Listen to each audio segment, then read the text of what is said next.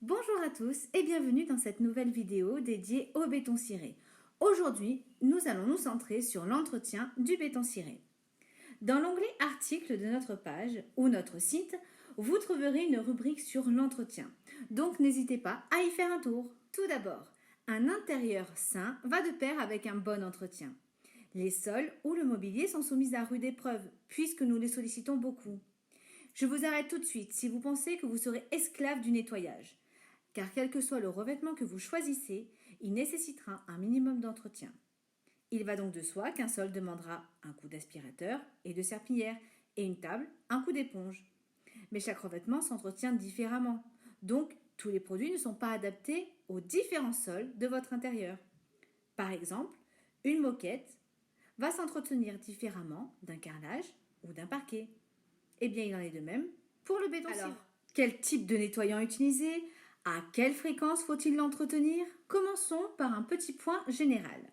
L'entretien du béton ciré s'apparente à celui du carrelage ou du parquet chêne. Par conséquent, la terre, le sable ou les graviers sont à nettoyer rapidement afin d'éviter tout risque de rayures suite aux allées et venues. Aussi, évitez de laisser l'eau stagner au risque de taches suite au calcaire. Mais quel nettoyant utiliser?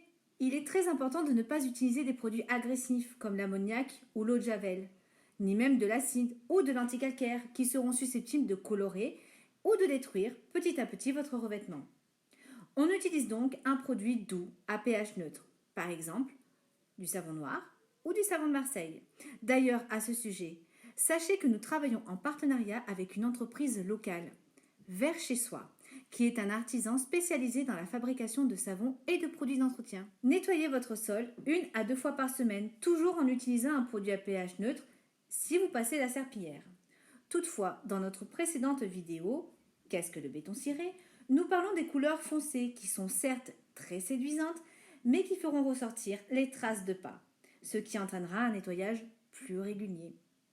Pour un sol, on suivra les mêmes recommandations que le carrelage, c'est-à-dire mettre des patins à vos meubles lourds ou volumineux, voire même les chaises, puisque la plupart des gens ont tendance à les faire glisser au lieu de les soulever. Pour le mobilier, une table ou un plan de travail nécessitera un coup d'éponge côté doux, après chaque utilisation. Pour le reste, la poussière se fait avec un chiffon doux. À présent, vous savez tout. Nous espérons avoir pu répondre à un maximum de vos questions.